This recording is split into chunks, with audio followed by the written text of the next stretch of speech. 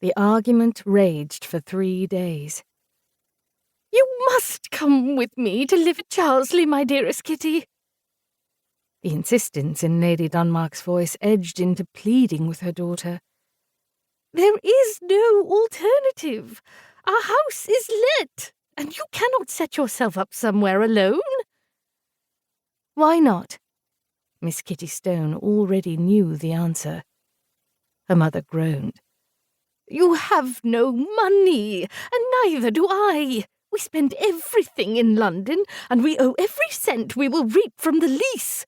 I know your feelings about living in the Duke's house, seeing him every day, but Beatrice needs us." "Beatrice needs you, Mamma, not me. Most definitely not me." "But there is no other place for you, Kitty. An unmarried girl of 22. You know you must stay with your mother." Both knew the other's position by heart, could play either role in the familiar dialogue. The two ladies were equally adamant. The younger, tall, slender, and exceptionally pretty, had been clever enough to endure several months of society's closest scrutiny, during which her every word and gesture had been discussed, reiterated, and evaluated by every tabby in London. The elder, her lovely face touched by few indications of her age of 43, had suffered the same examination, which challenged her status as a widow capable of doing the best for her daughters, and which nearly blamed her implied lack of parental abilities as the inexorable foundation of the scandal. After their trial by Tunnish fire, neither daughter nor mother would give way to the other. The dispute stormed over the breakfast coffee, while strolling the lanes to the village, watching the repairmen trod the roof, packing their belongings for storage, at the dinner table, and during preparations for retiring.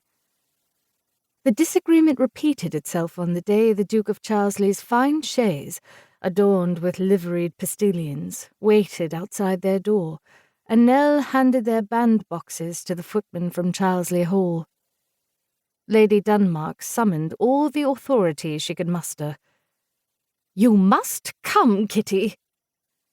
Miss Stone spoke through tightly clenched teeth. "Why?" "There is no other place for you." Kitty watched their maid, Nell, climb into the coach carrying their luggage. The new tenants for their house were to arrive by 5 that afternoon. Short of making her bed in the hayloft, where was she to go? Suddenly limp with frustration, Kitty took the footman's hand and stepped into the chaise. Once the horses moved off, with mother and daughter side by side on the plush cushions, silence reigned. Kitty had lost. She was on her way to reside in the home of the man who had courted her for 6 months, then eloped with her little sister.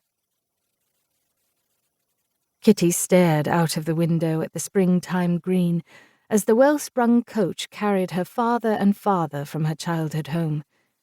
Though she had not deigned to admit it to herself, for the last week she had known she would have to accompany her mother to Charlesley.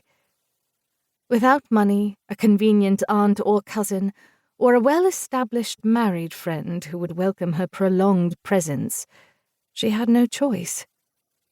She would have to make the best of it for a few months, at least until Beatrice was safely through her confinement in November. 6 months ought to be bearable. Her mother might well choose to remain at Charlesley indefinitely. That Kitty could not do. The only alternative was to find a position as a governess or a companion. Any other employment necessitated paying for a place to live.